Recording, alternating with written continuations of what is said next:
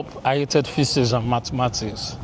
And to be honest, the teachers didn't even make it easy for me to like it as well. They were always too serious. They don't have any fashion sense. I'm sorry I had to say that. But number one, they didn't have any fashion sense. Always uptight, no smile. Life is war.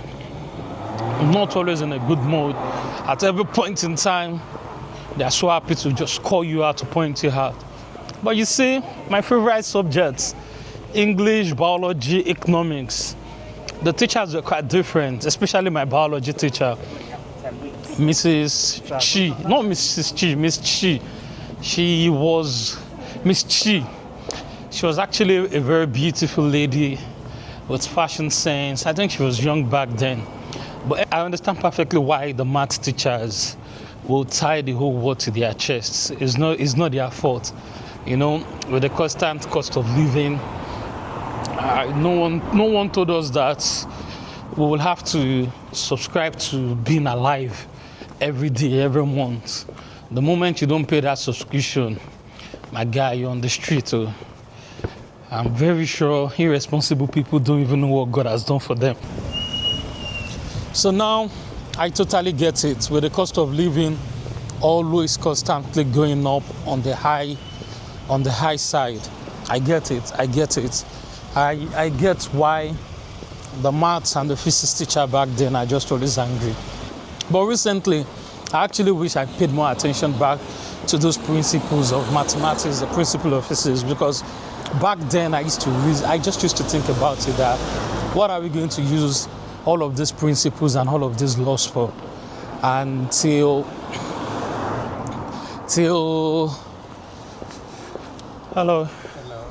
Good afternoon. Well, nice job. So till lately, when I'm back then, I just used to think about it. What will I use all these principles for?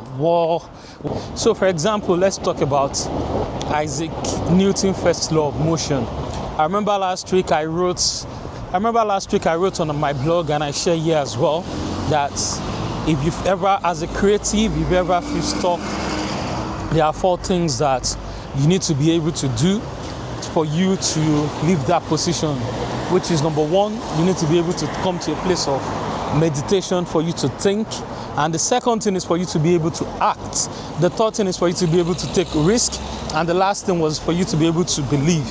We made use of I cited story from the 4 lepers in the Bible who were going to die, but we gain all of this knowledge from the stories of the 4 lepers in the Bible who were going to die, but they took risk, they acted, they came to a place of meditation, and they believed in what they were going to do. And so today I just want to speak more about acting upon that which we meditated upon, and we've come into conclusion that we're going to do. So the real miracle is in the action, not just in the thoughts, not just in the ideas. A lot of people have ideas, they have thoughts, but they don't do anything about those ideas and those thoughts. And so the real miracle is in the action. Like I mentioned earlier in the week, that all through the days of this week, I'll be styling the Bodylon piece from the New Dawn collection every day. And for today, this is how I've styled the Bodylon waistcoats.